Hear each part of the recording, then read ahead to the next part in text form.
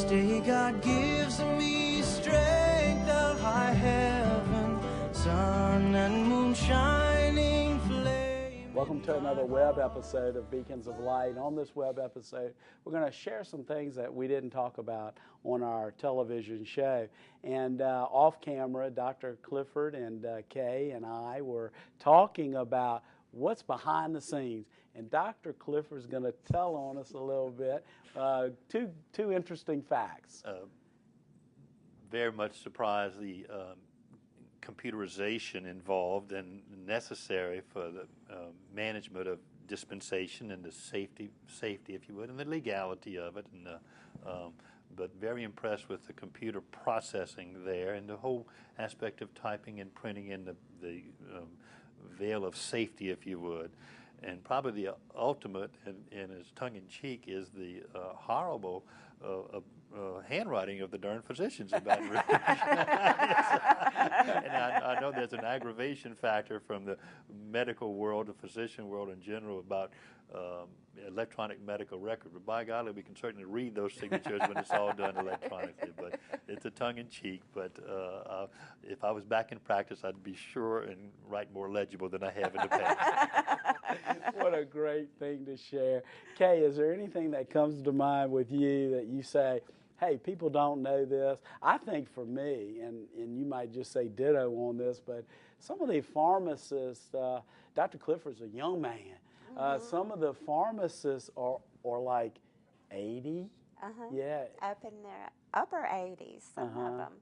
And it's amazing to watch them. You know, you hear about retirement and the people who are used to working all their lives. And to me, when you watch them come in, yes, this is their job now, and it gives them something to do. They love to be with the people. Well, let's give a shout out to a couple of our 80-plus-year-old pharmacists. Okay, we have Mr. Val. We have to recognize Joe Cronin. He's in there with us, and he, bless his heart, he handles all of us. And Rudy Bourgeois. Let's see, who else do we have? That's Calvin Bajon. I cannot forget Mr. Calvin. He has helped us out so much. Don't forget Mr. Calvin. No, indeed. I love them all. I do too. I love them all. And you know, Mr. Calvin told me one thing.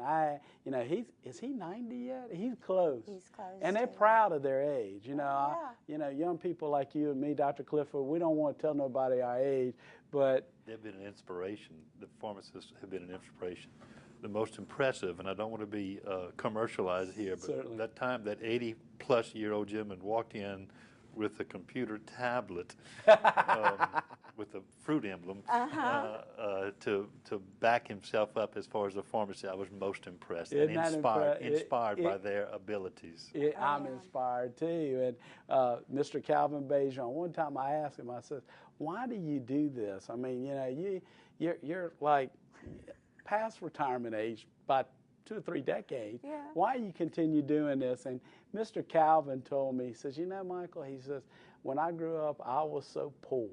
He says, I would get an orange for Christmas, and that's what I got for Christmas Day. And I was so poor, I ate the orange, the peeling, and everything. He says, I was poor. And he says, I'm never going to forget that. And I also remember that it's important to help people with, you know, I've spent my whole life filling prescriptions and being a part of the medical industry, and I wanted to continue that, and I wanted to give back. And so, Dr. Clifford, you're an inspiration to me and Kay, and thank you for all your support, and thanks for being on the shows today. And Kay, thank you for your hard work. We'll see you again next week on another Beacons of Light web episode. Sun and moon shine.